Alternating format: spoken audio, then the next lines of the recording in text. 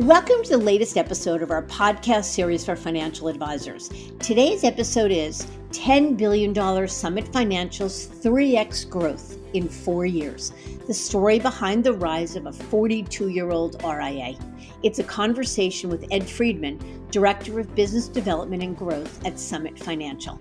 I'm Mindy Diamond, and this is the Diamond Podcast for Financial Advisors. This podcast is designed for advisors like you who are interested in learning more about the evolving wealth management industry through candid dialogue with breakaway advisors, those from the C-suite, and industry thought leaders. It's available on our website, diamond-consultants.com, as well as Apple Podcasts and other major podcast platforms. So be sure to subscribe and share it with your colleagues.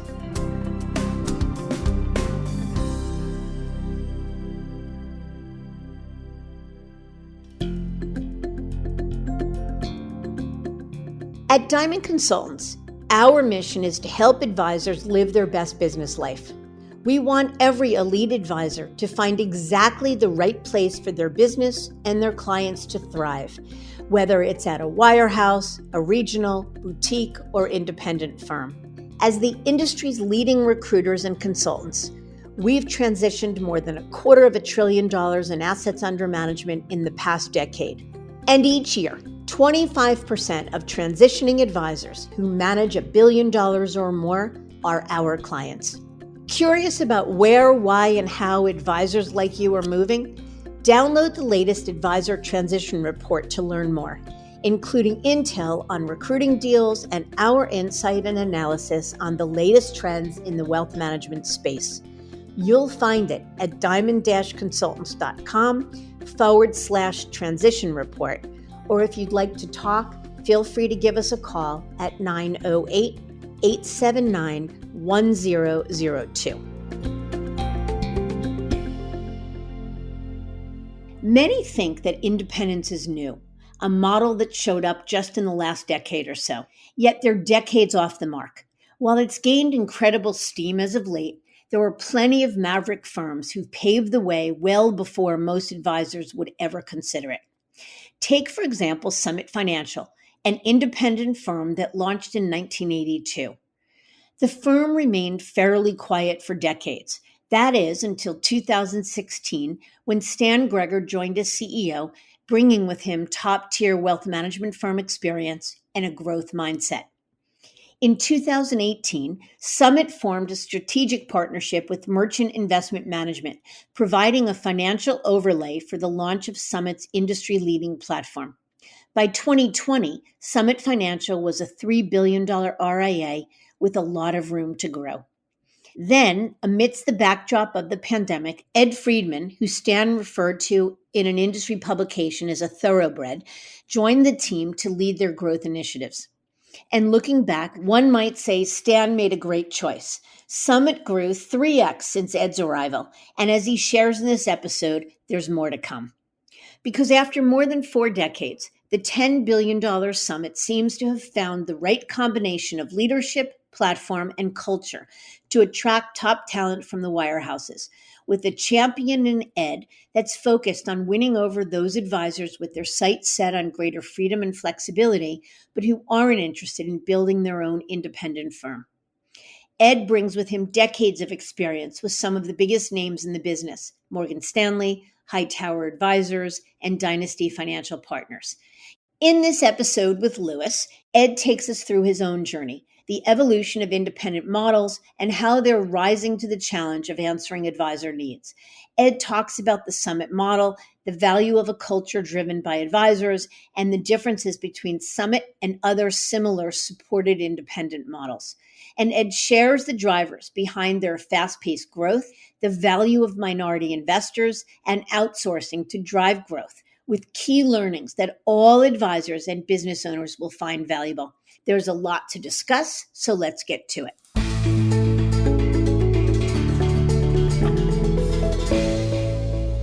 Ed, thank you very much for joining us today. Oh, Lewis, thank you so much for having me. Let's start off, if you don't mind telling us about your background and how you found your way into the industry in the first place. It's a little hard to believe. This year, I actually am celebrating my 40th year in the industry. Congratulations. Thank you. I have no idea where all those years went. It really does feel just like yesterday that I came in. But I was newly married, always wanted to be in this industry. And the only job I could get at the time was as a sales assistant for the top producer at a municipal bond firm. And I used that as my entree into the industry.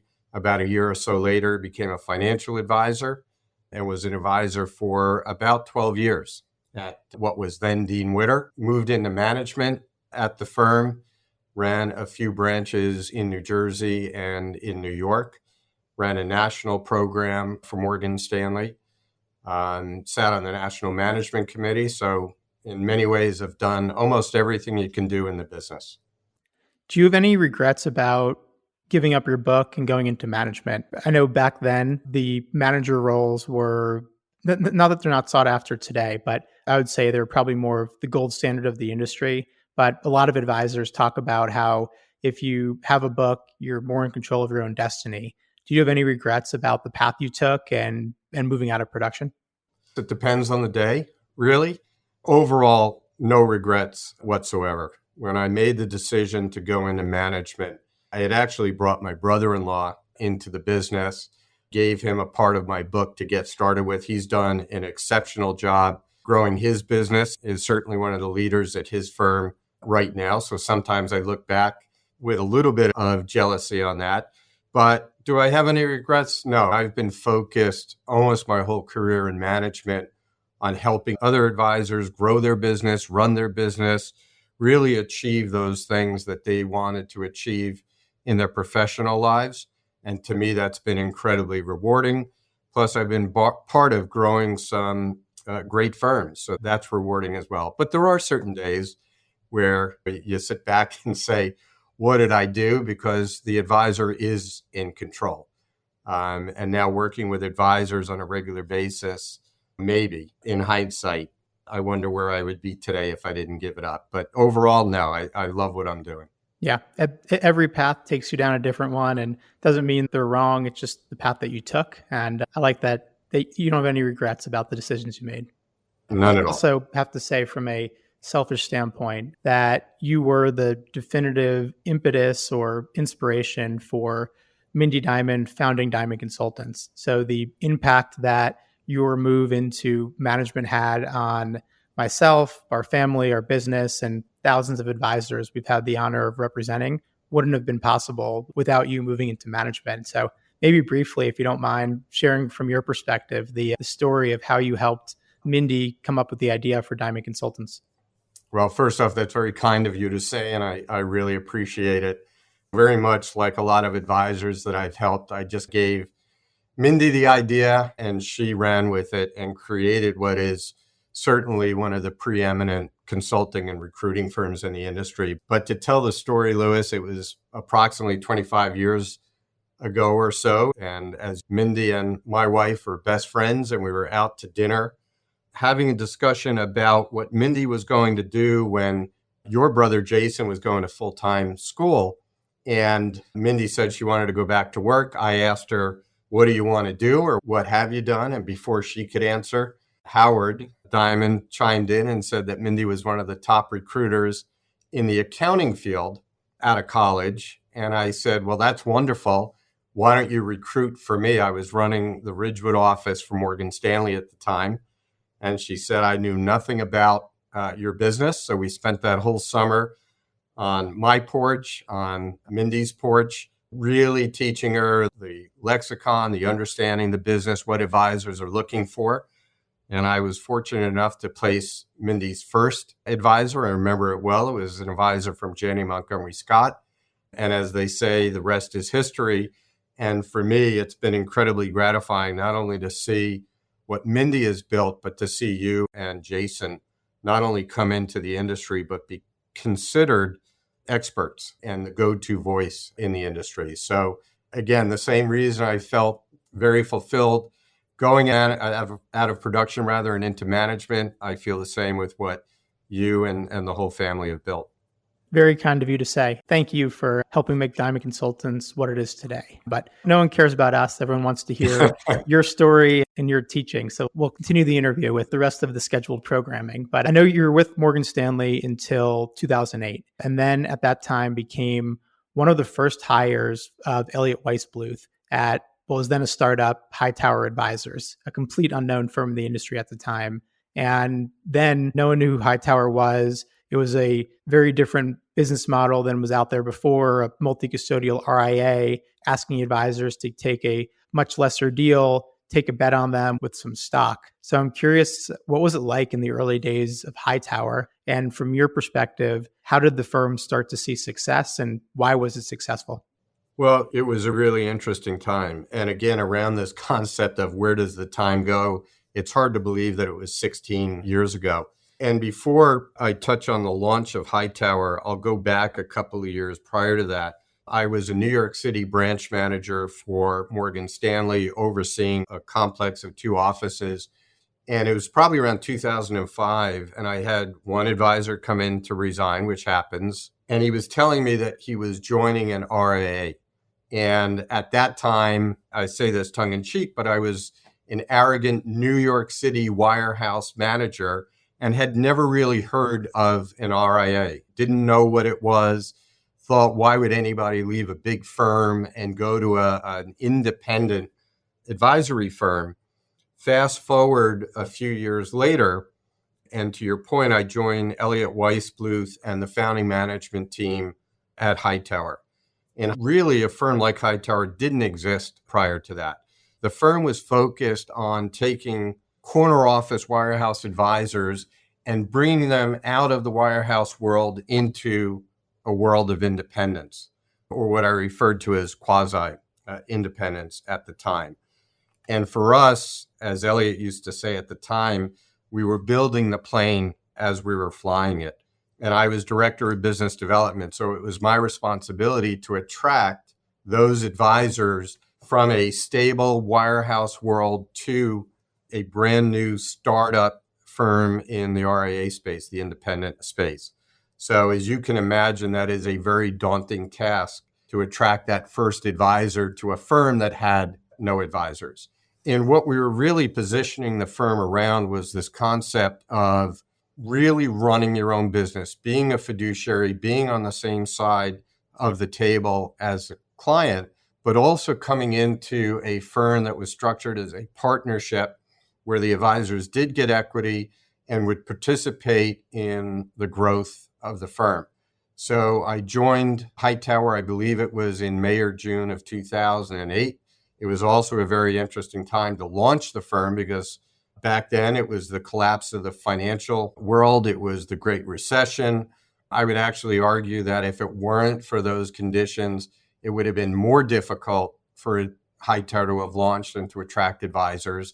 And because of the fact that every firm was getting hit, advisors started to wake up to the fact that clients were with them because of them and not necessarily for their firm.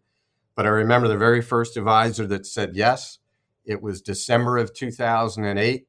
It was a longtime Merrill Lynch advisor. I believe he had been at Merrill Lynch for about 24 or 26 years.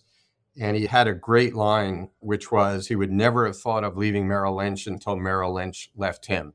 That was at the time of the Bank of America acquisition of Merrill, and that whole firm changed. And every firm, quite frankly, on the street changed. And that was really opened up, if you will, the floodgates for us at Hightower. I want to say the first 18 months, we had brought on about 13 billion of assets with advisors had joined. Wow. And I would argue that if it weren't for a firm like Hightower at the time, a lot of the other firms that we see operating today might not have necessarily gotten that start. Yeah, a couple of reactions and then a follow-up question. I completely agree with you that from our perspective, it was before I joined the industry, but I remember learning about Hightower when I was young and studying kind of the evolution of it once I came into the business. And I would agree with you that if it wasn't for the financial crisis, we'll say the downgrade that many of the big global brands on Wall Street had, advisors probably wouldn't have had the confidence or the conviction that my clients are with me for me and that I can go to a firm that no one's ever heard of, but but assets are safely custodied at Schwab and Fidelity and Pershing and still be all right. So I'm with you there. I wanted to ask you about equity. So equity was one of the major currencies that Hightower used. I think if I remember, the deal then was 200%. It was 100% cash up front, which was certainly still at the time below what they could have gotten by going to UBS or Morgan or any other firm, and then an equal amount in equity. So equity was a big thing. A lot of advisors had their stock wiped out when Merrill got bailed out by B of A, when many of the firms either went out of business or just really went down. So how do you think the equity story resonated? And do you think equity was a critical component that helped make Hightower successful? Well, I think it was. To your point, Lewis, about equity being wiped out at the major firms, one of the things that advisors came to realize was that if they were putting so much of their value, let's say, in the firm equity, that number one, they had no control over, and number two, could be affected by businesses inside of those big firms other than wealth management, whether it was a trading, whether it was bad loans that they made in many cases. Not only were they affected reputationally, but that equity was affected. I remember exactly what happened to my Morgan Stanley equity at the time, which was no different than anybody else's at any of the major firms. When Hightower was launched and this concept of equity was part of the transition deal, it was a different type of equity. It was partnership equity. It was positioned very much like the old partnerships of Wall Street, whether it was the old partnership of Goldman Sachs or the old partnership of Morgan Stanley. And this concept of being a partner as opposed to a restricted stock equity holder where you had very little control or say in the business. And the fact that the equity was going to be valued based upon what all of the advisors collectively did in a wealth management business was a great appeal to a lot of the advisors. And it really did make a difference in us accelerating the growth of Hightower from kind of a dead start to 2 or 3 years later, where it was very much a known entity in the industry. Agreed. Yeah. And you also said in your earlier response that it was your belief that Hightower, and I'm paraphrasing, paved the way for many other business models that came to be. And I would agree. It validated that wirehouse breakaways especially were willing to think longer term. They wanted to have more autonomy, own their business, be part of something bigger than themselves, and didn't necessarily need a UBS or Bank of America Merrill Lynch business card to be successful. So it's a perfect segue into the next stop on your journey, which was 6 years at Dynasty. So can you talk about some of the fundamental differences between Hightower at the time and Dynasty, and why you think the Dynasty model really resonated with folks when you were there and still does today? No, absolutely. So interestingly enough, when I was at Hightower, we got to know the Dynasty folks. We got to know Cheryl Penny and his team because they were doing their due diligence on the space prior to launching Dynasty. So I got to know those folks. And when I looked at the industry, when I looked at what was happening, I thought there was a great opportunity for advisors who did not necessarily want to join a firm like a Hightower, but wanted to launch their own firm. And there was no firm around in the industry at the time that really supported an advisor looking to break away from a wirehouse or a big bank and set up their own firm. And that was Dynasty's model. So to me, that made an awful lot of sense. It was a different option for advisors that were seeking independence. And it made, again, to me, sense then. And I think to your point, Dynasty still continues to attract advisors that are looking to break away and to be on their own ADV, to be independent in that respect. And they certainly serve a place in our marketplace today. Well said.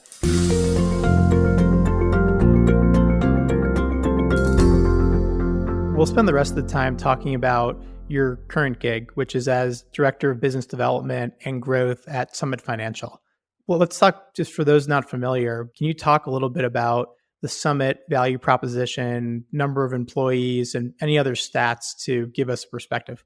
Absolutely. So Again, as time flies by, next month will mark my 4th year here at Summit. And prior to joining Summit, I had been contacted by Summit CEO Stan Greger, who at the time had come on as CEO of Summit approximately 3 years or 4 years prior. And Summit is right in my own backyard. It's the first time I've worked someplace that was 9 minutes from my house rather than commuting into the city every day. And when I got introduced to Summit by Stan, I referred to Summit at the time as the nearly 40-year-old multi-billion-dollar RIA that nobody had ever heard of. Summit this past month in February celebrated its 42nd year as an RIA. So for those who've been in the industry long enough, think back, number one, to be an RIA 40 years ago is almost unheard of. And number two, Summit's foundation, its DNA, if you will, is based in financial planning. So to be a planning-based firm 40 years ago, to be an independent RIA 40 years ago was incredibly unique. The advisors that have been here at Summit have been here almost forever, incredibly high retention. But all the advisors up until a few years ago have been what I referred to as homegrown. They were hired here, they were trained here by some of the senior folks, built and developed incredible businesses. But about 7 years ago, they came to realize that if they wanted to truly grow, if they really wanted to professionalize the firm, they needed to bring in professional management. Like a lot of billion-dollar firms that were run and grown by advisors, they come to realize that great advisors don't necessarily make great management if you want to take the firm to the next level. So they brought Stan Greger on about, as I said, 7 years ago. Stan liked what he saw so much in the firm that he personally bought 20% of the firm. And about a year or so later, brought our capital partners, Merchant Investment Management, in, and they purchased 20%. And then, as I said, I came on about 4 years ago to really now focus on attracting top advisors to the firm. And the run has been absolutely incredible. I think when I joined, we had approximately $3.2 billion in AUA. We just recently topped $10 billion. Congratulations. Thank you. So more than a threefold growth in that time frame. And we have signed with new advisors joining between now and year end that will probably add another 5 or 6 billion. So I now refer to Summit as the 40-year-old startup. That's the energy that we've got going, and that's the attraction that we've been to a lot of advisors.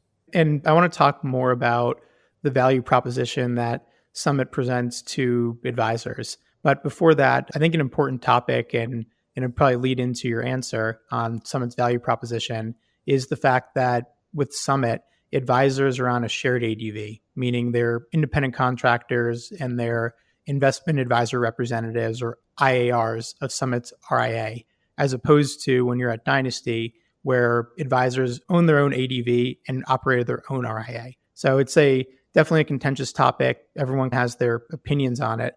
What's your opinion on own ADV versus shared? Do you think one's superior, or what's your viewpoint on it? It's a great question. And to your point, Louis, it's been the subject of debate in our industry. What we offer at Summit, I refer to as partnered independence. And I actually wrote an article about a year and a half or 2 years ago. I believe it was entitled The Path to Independence. And the argument that I made in the article was that there is no right or wrong path to independence. Advisors that absolutely want to be on their own ADV and want to control every aspect of it, and unfortunately, in my opinion, deal with the brain damage stuff that goes along with that, then that is the path that they should choose. For us, advisors that really want to focus on their clients, focus on growing the business, and outsource or offload a lot of those activities that are low return on either investment or time to a firm like Summit, whether it be compliance, middle office, technology, marketing, and the like, we become a great fit for them. So from my perspective, Louis, there is no right or wrong answer. One might say it's all ice cream. It's just a variation on flavors. And I do have an issue where some of the firms out there say that there is only one path to independence. I think that's crazy to sit there and say it's a one size fits all.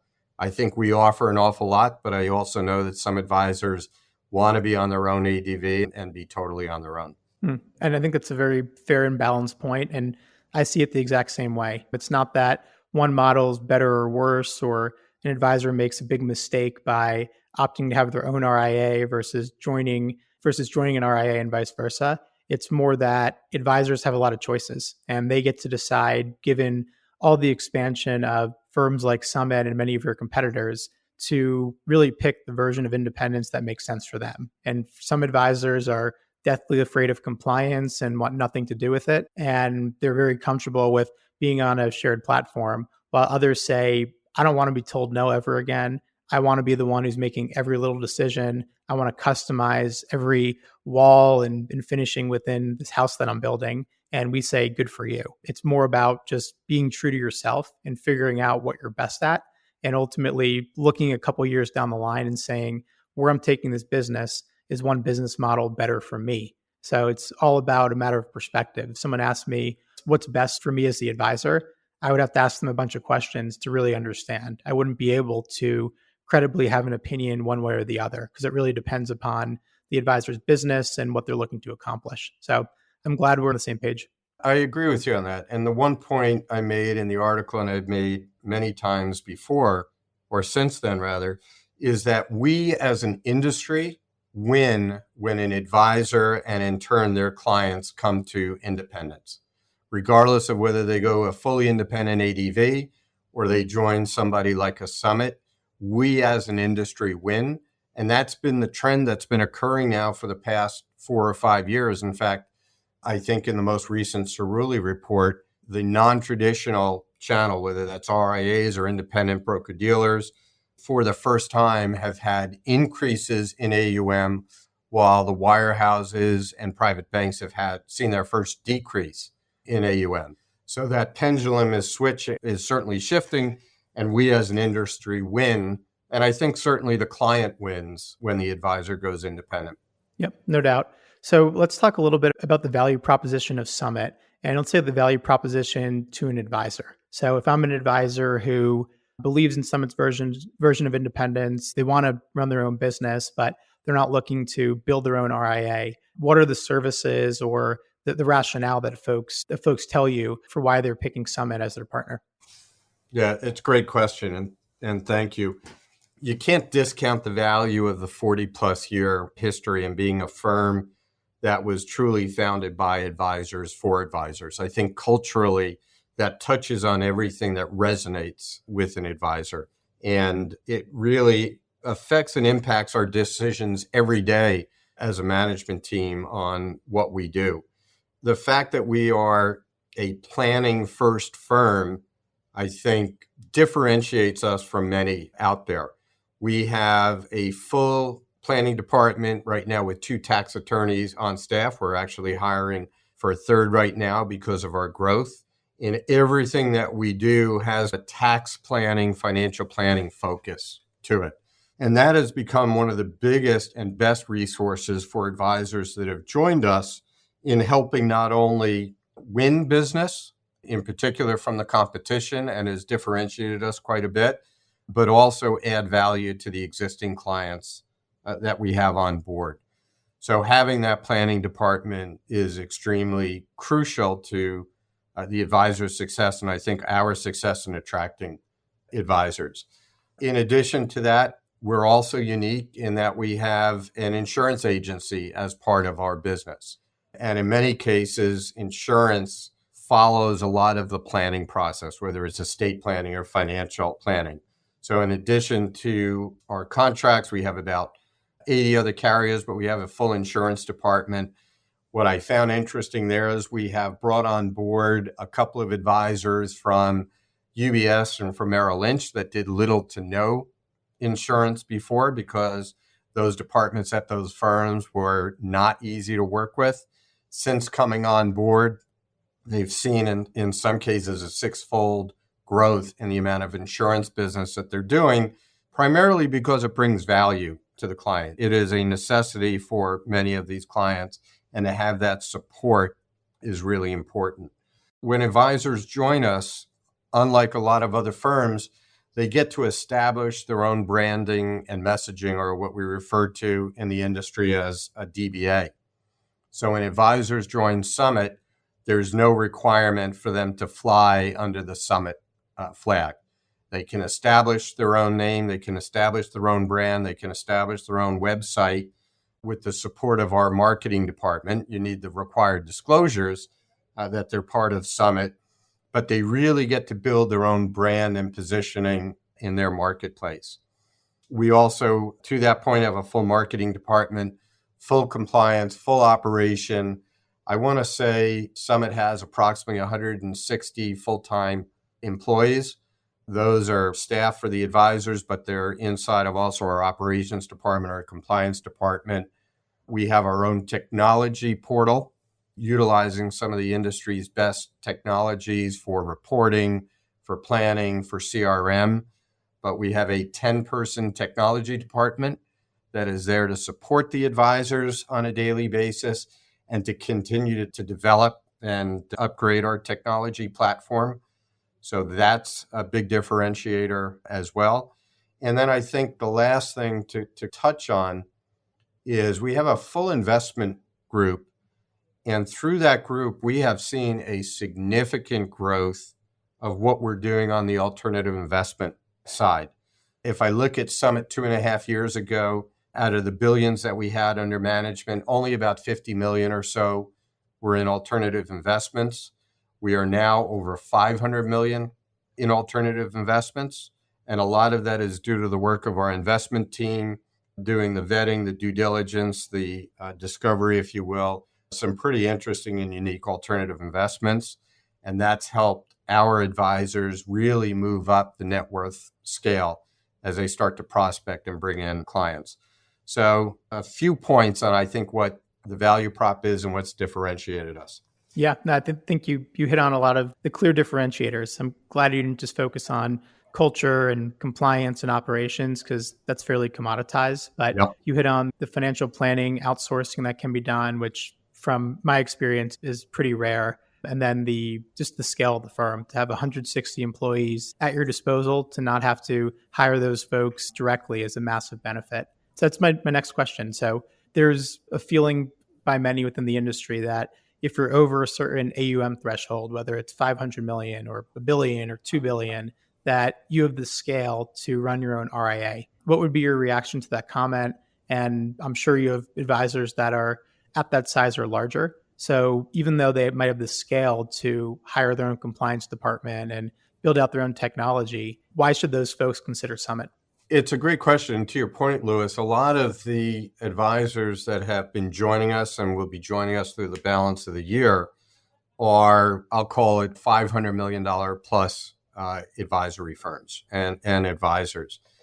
And when I look at this landscape, and to your point, where you sit there and say, at 500 million or a billion, you hit scale to potentially bring all of these departments or these activities in-house. My first question to you would be, why do you want to do it?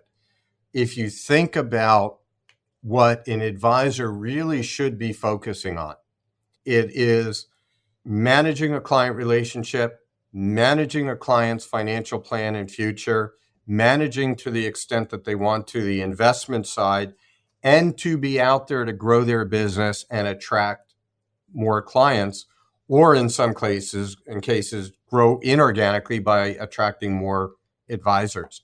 So if I sit there and I look at everything that an advisor has to do on a daily basis, and I think about the return on that activity or the return on that department, either from a time perspective or an investment perspective, the question I would ask is, where is the value in that? Where is the value add to an advisor to have compliance done in-house? Or where is the value add to an advisor to have all of the technology concerns on their head, or cybersecurity, which is going to become a huge issue next year with the new SEC rules? So when I think about that, and I think about our firm, advisors have to focus on growth. And I've never met an advisor that has said, having in-house compliance helps me grow, or having all of these other expenses in-house has helped me grow. If you really think about growth, you would outsource all of those things that is a very low return on time or investment so that you can focus your activities on those things that are high return. And all of that revolves around the client. I agree with you. Again, it's a matter of perspective because some advisors say, I'm big enough. I'd rather keep a couple extra basis points and do it on my own. Or I really do think I can create a culture within my firm if I am controlling compliance, and maybe having more autonomy becomes their differentiator that does help them grow. But for the most part, I agree. Most people don't place a massive premium on control over compliance and technology. As long as it's fair and balanced and business friendly, I think most are probably happy to outsource it, regardless of how much in AUM that they have. So I agree. So we talked a little bit about the Summit business model, which is advisors join Summits. In your view, where does Summit sit on the spectrum of independence? And what firms or types of firms do you most closely compete with because of that business model? Yeah, so again, I think if we go back to the concept that there are multiple avenues to independence, I would say that advisors joining Summit give up no independence. They come onto our ADV, we take over those activities, as I said before, that are low return activities, and they continue to run their business as they've been running it all along, especially if they've been independent for a while. For a breakaway advisor who doesn't have a business that has been steeped in the independent world and wants to then experience independence, coming on board with Summit allows them to really benefit from independence, or clients to benefit from independence, but especially for a breakaway who doesn't want to have to think about how do I set up compliance, how do I set up operations, all that sort of activity. It's just, to me, a natural move for them. So inside of kind of the spectrum of independence, I'd say we're right there. An advisor that joins us is fully independent. They do have to adhere to our compliance rules, but our compliance rules, again, we follow the SEC guidelines and are very friendly to advisors who really embrace a fiduciary standard. So I would not say by any means that independence with a firm like ours is any different in many ways than going fully independent on an ADV. There's really no restrictions in that respect. With respect to competitors, the names out there, I would say a big differentiator between us and them is a lot of those firms were started by management folks that wanted to provide a landing spot for either breakaways or existing RIAs. Summit was founded by advisors and is still majority owned by the advisors. And I think culturally, there's a greater connection that advisors seem to have with us than maybe with some of the other competitors out there.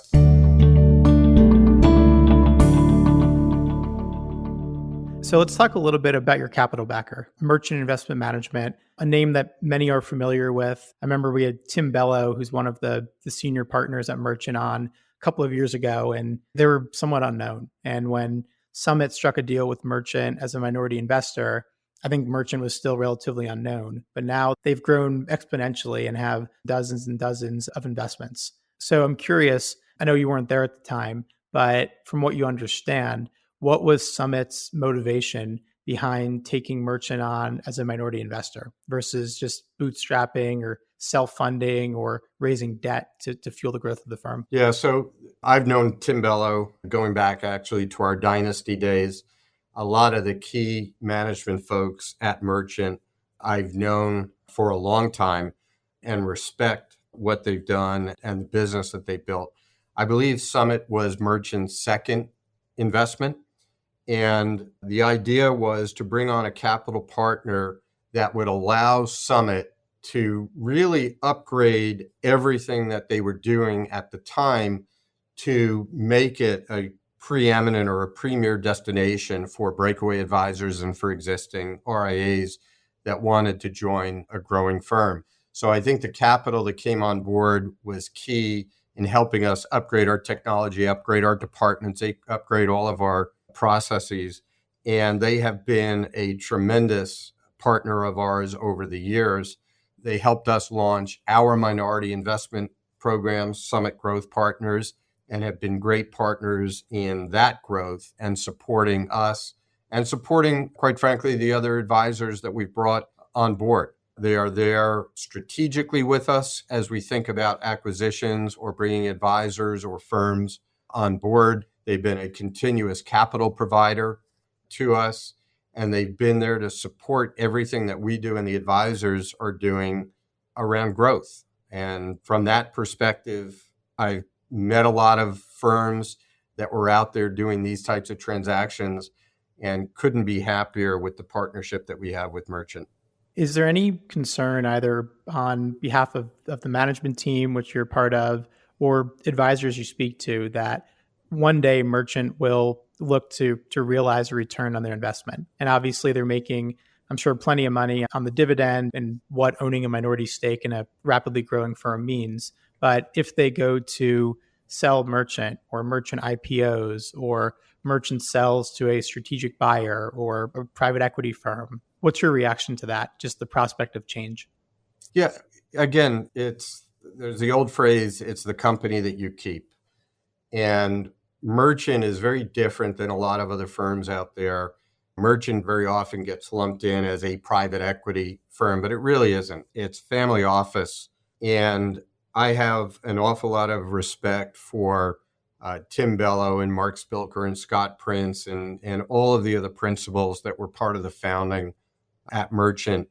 And we hear the phrase very often about patient capital, but Merchant truly is patient capital.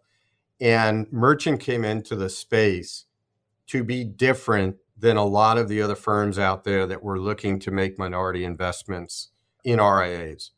And I think they have certainly proven that on a regular basis, not only with us, but with all of the other hubs or the other firms that they have invested in. And our CEO, Stan Greger, is an active investor in Merchant, so has certainly a voice in what goes on as well. And will they monetize at some point? I'm certain that they will. But I believe because of their approach to all of the firms that they've invested in to this point, the way that they run the business and the way that they're going to look to continue all of these businesses, I'm not terribly concerned with what a monetization looks like. Summit, in all likelihood, will be participating alongside of that. And we've had a voice in everything that has been done up to this point, and we continue to have, or believe we continue to have one going forward. So not a lot of concern on what that looks like. Their focus has always been to do things the right way. As Stan Greger always says, when we put all of this together, you want to structure a business and a deal that you would be happy to do with your family. If your children were in the business and you were structuring a deal, you want to do it in such a way that when a time comes to monetize, it benefits everybody and is done in as inclusive a way as possible. So do I have concerns? No, not personally. And I've seen a lot of other transactions out there. Yeah, and I think that's right. You said it, it's the company you keep. Right now in this industry, we had Dan Sievert from Echelon Partners on this show, and he said there's close to 200 different private equity firms within the space. So pretty much every major firm has taken on capital to some extent. So it's not like it's a new thing that there is a private investor backing an RIA. So I think that the big thing, like you said, is you just got to look at the people, look at their strategy, and think through rationally, what's the outcome going to be? And of course, there's a modicum of control that you lose once you take on an investor. But if you look at what they've done and the track record, and also just being aligned and continuing this operation, I would agree with you that you don't have cause for concern like you might with a traditional private equity investor who's going to exit every 5 to 7 years or less. So let's then talk about your minority acquisition program called Summit Growth Partners. What is it, and how many folks have done it, and what's the pitch to advisors? Why would they do that? Yeah, and you mentioned Dan Sievert and Echelon. What I thought was interesting was in their most recent report, they talked about M&A being down in 2023 versus 2022. But what was an interesting statistic in there was since 2019, minority investments have grown annually at a 45% clip. And that tells you something. And it also goes back, Lewis, to your other question, which is, what does this look like under a monetization? Well, if somebody owns a minority interest in a firm and they monetize that minority interest, it still means that the advisor or the firm still owns a majority. So that has less of an impact than some of these private equity firms that come in and take a majority position or buy a firm outright. So we understood that advisors wanted to have an opportunity to diversify, to, as they say, take some chips off the table.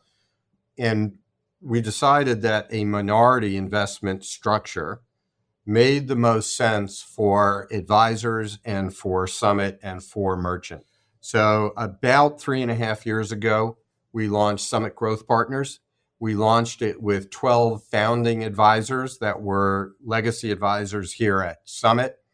And it was designed in many ways to solve for or to be differentiated from other programs that were out there. Our CEO recently wrote an article, actually 2 articles in Advisor Hub. The first one, When Equity Isn't Equitable, talking about what an equity structure should look like compared to those that might not necessarily be as equitable. And then the last one was about a month ago called The Majority of Minority, talking about the wave in the minority investment segment of our industry.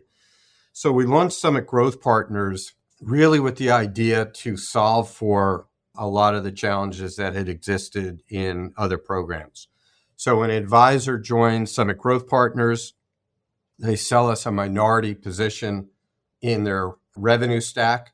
They're selling us actually top line revenue, which has a couple of unique benefits.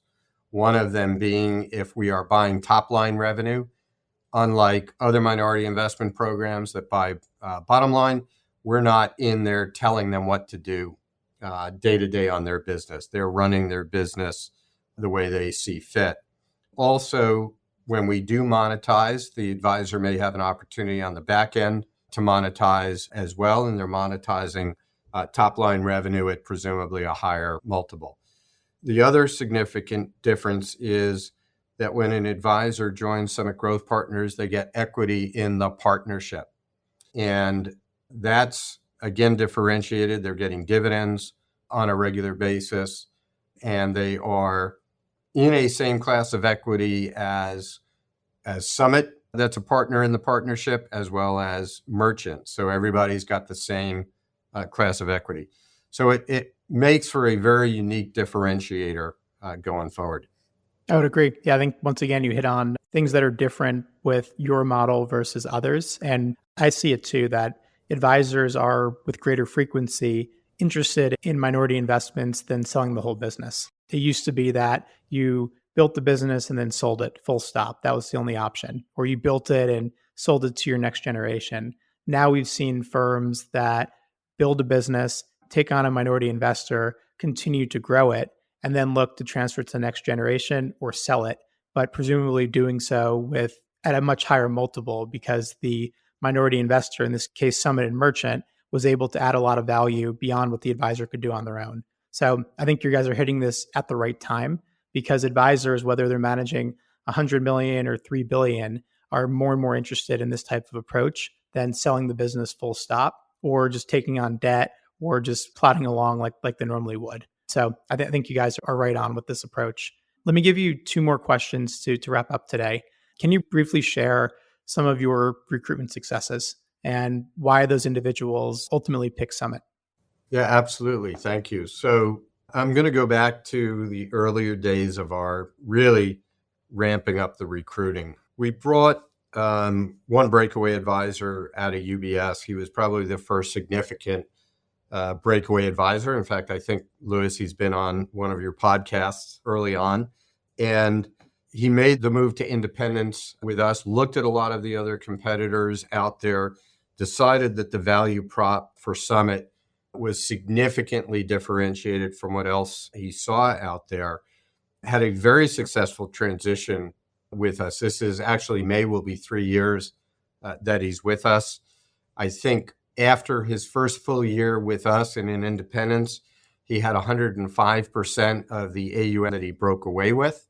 Fast forward now, he's probably up at least 50 or 60% from his original breakaway AUM.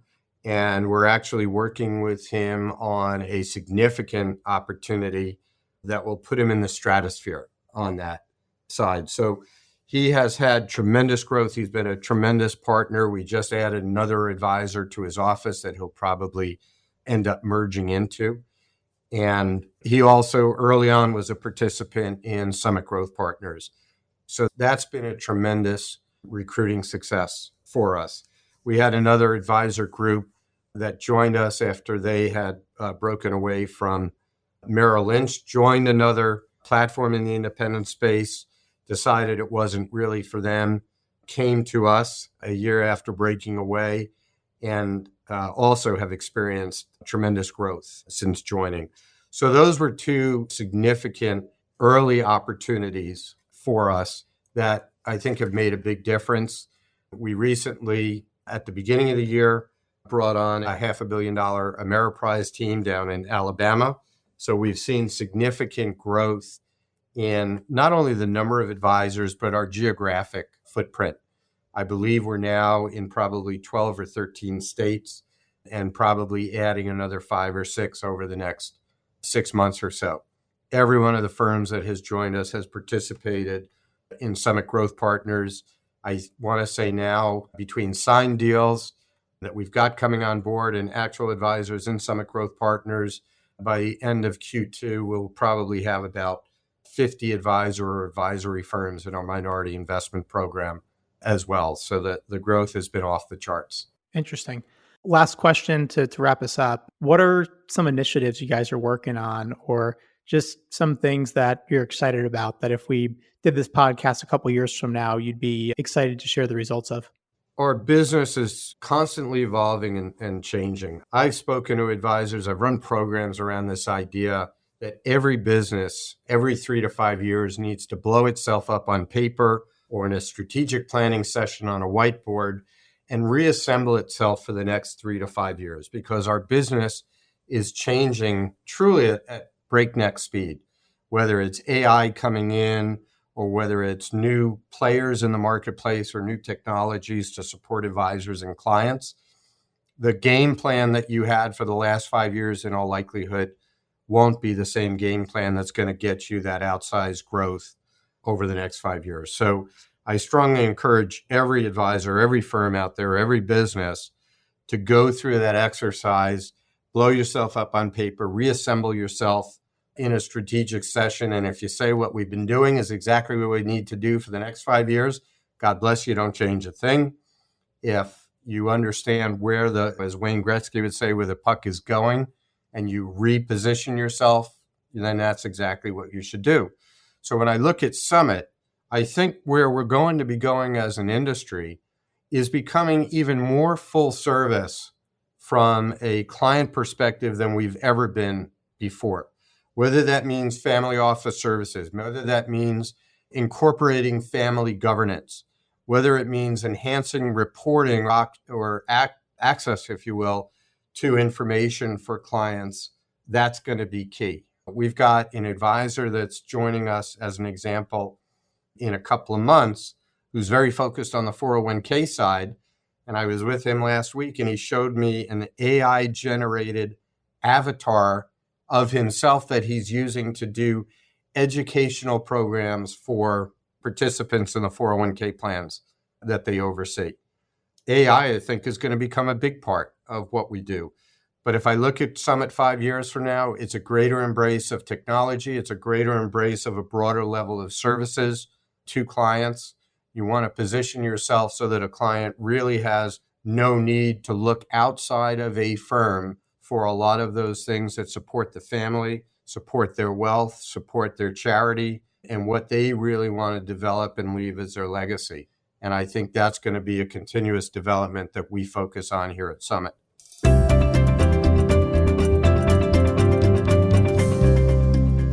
Very good, Ed. Really appreciate you spending time with us today. Some of the big takeaways I had was hearing firsthand through your own career path, just the early days of Hightower and how that business model was really a maverick and shaking up the industry.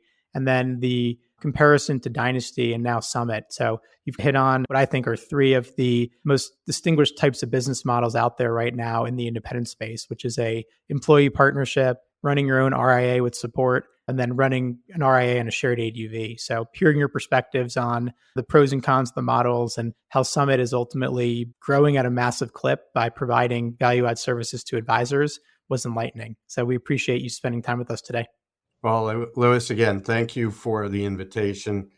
As I said before, it gives me great satisfaction watching what you and Jason and Mindy have done and continue to do, and being the voice in our industry of really vital information. So congratulations to all of you again, and nothing but the best going forward.